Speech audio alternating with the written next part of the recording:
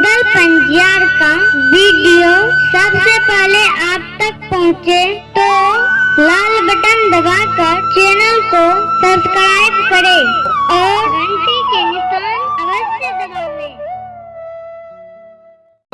Ruben Kumar 51 रुपए की पुरस्कार है और आप हैं सज्जन वृंद राम कुमार यादव, आशीष कुमार, आदित्य कुमार नया टोल श्रद्धालु की ओर से शानदार 21 रुपए की पुरस्कार है।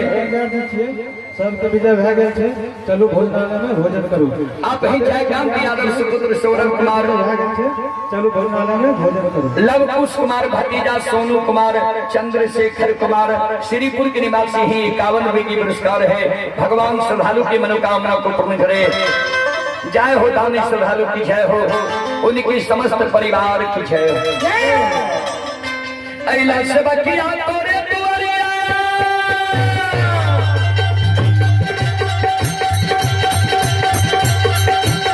आहो अइला से बकिया तोरे दुआरिया, मैं बताया गंगा पार बाबा धर्मराज हो, बाबा धर्मराज हो।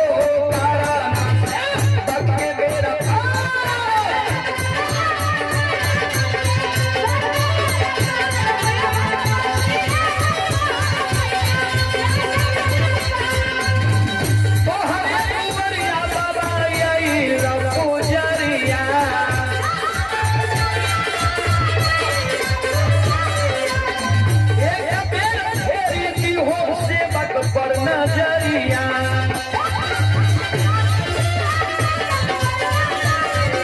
सेवक के मनसा पूरा न होइता,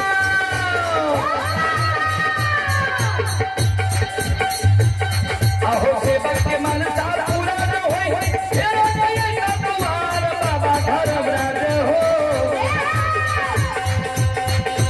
बाबा बजरंगी हो, तारा भक्त के बेड़ा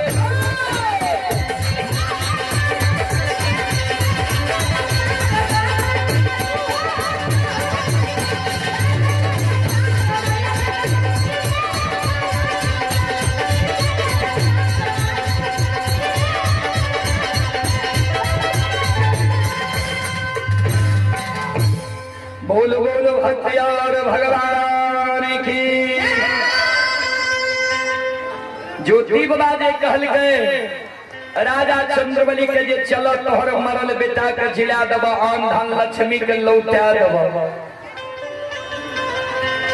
श्रोता सज्जन वृंद, माँ बहन बाबू भैया सब ध्यान से सुनबे।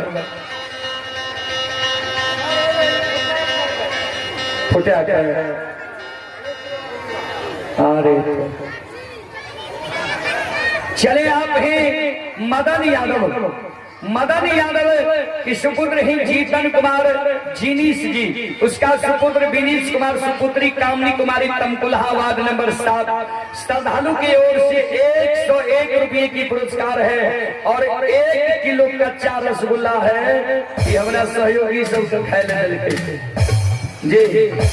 तो चलो ये श्रद्धालु की ओर से शानदार 101 रुपए की पुरस्कार है। भगवान श्रद्धालु की मनोकामना को पूर्ण करे।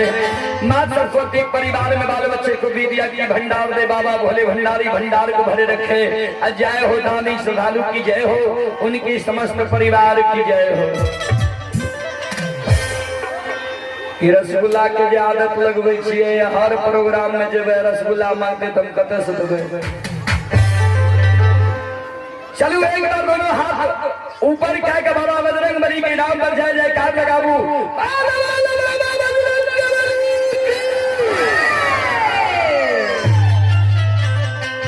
ये सुनो सुनो सुनो भाई, सुनो भाई।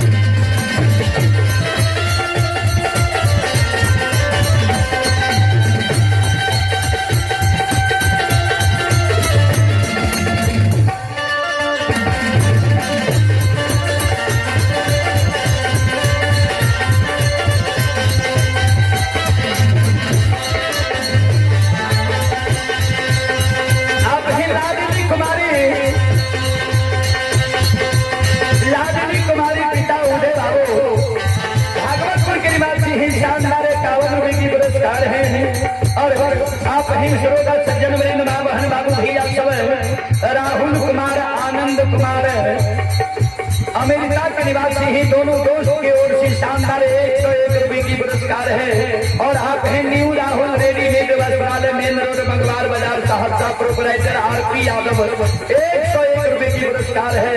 और आप हैं राहुल कुमार, रंजित कुमार पिता घनश्याम यादव, अमेरिका, 51 रुपए की पुरस्कार है। और आप हैं सज्जन वरिंद्र तीनों यादव के सुपुत्र राजेश यादव, उसका सुपुत्र आशीष कुमार, सुपुत्री अंजनी कुमारी, अमेरिका, 101 रुपए की पुरस्कार है। आप हैं जय कांत यादव के पोता सुंदर मुखवार, ये सपन कुमार, पोती दिव्या भारती, दिव्या कुमारी तमकुल्हा, 51 रुपए की पुरस्कार है। बउआ कुमार, डिम्पल कुमारी, ग्राम भादा, 51 रुपए की पुरस्कार है। और आप हैं सत्यम डीजे तमकुल्हा, तरबारी टोला, प्रोपराइटर राय जी बाबू, 101 रुपए की पुरस्कार है। आप हैं युवा सम्राट सहयोग कमेटी के चेयरमैन राजीव यादव, मखन यादव, विकास यादव, शानदार 101 रुपए की पुरस्कार है।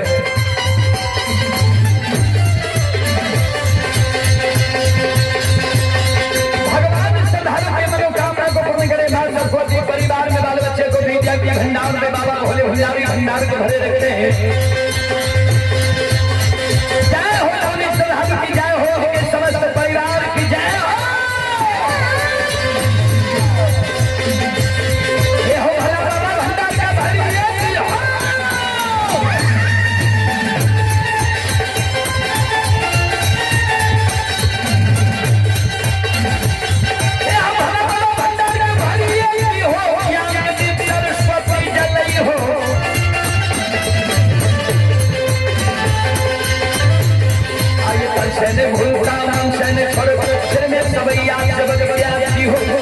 मन के मनोरथ पूरी हो, बिगड़ल काम के बीमल बने।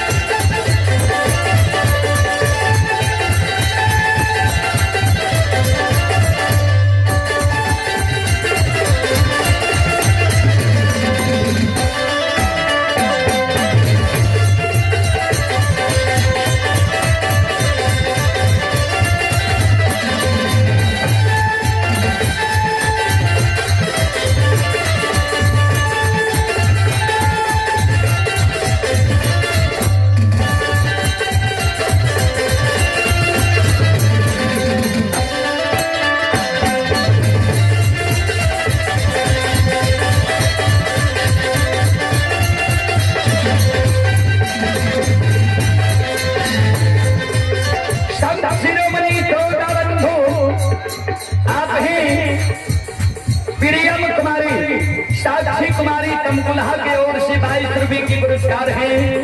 जयकांत यादव के नाती दिव्यांशु राज, अमरीक राज, नंदिनी, आंशु भारती और रोजी भारती तमकुल्हा 21 रुपए की पुरस्कार है।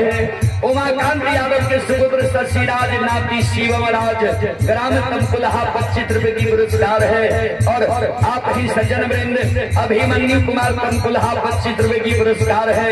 और आप हैं इंद्रजीत यादव, मोबाइल दुकान ग्राम सकरा पहाड़पुर, उनके सुपुत्र हैं आर्यन एंड ये दारजन कुमार बड़ी खुशखबरी के साथ शानदार 51 रुपए की पुरस्कार भेजे हैं। और आप ही श्रोता सज्जन वृंद माँ बहन बाबू भैया सब, ये विमलेश यादव के सुपुत्री ही जूही कुमारी तमकुल्हा, ये पश्चिमी टोला की ओर से, पूर्वी टोला की ओर से शानदार 11 रुपए की पुरस्कार है। और आप ही सज्जन वृंद रंजन यादव के सुपुत्र प्रिंस कुमार, अंशु कुमार तमकुल्हा, भोपाली टोला 51 रुपए की पुरस्कार है। वार्ड नंबर 8 के निवासी हैं, 11 के निवासी ही भगवान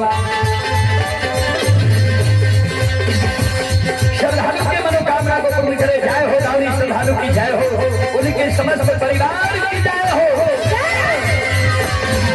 आइए रानी के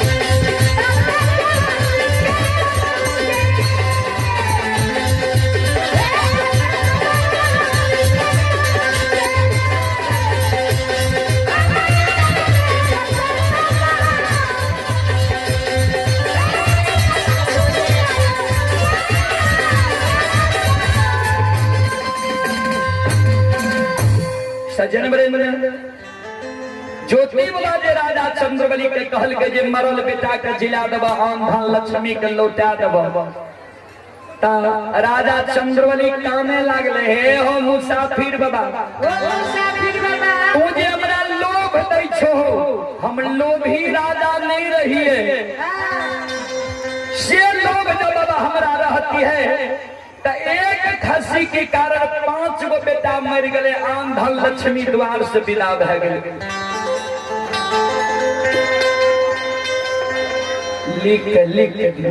लिख के दियो ते ख्याल रहता कि 3 कोष के नाम जो कहलिए ख्याल रहता है। सज्जन वृंद ध्यान देवे,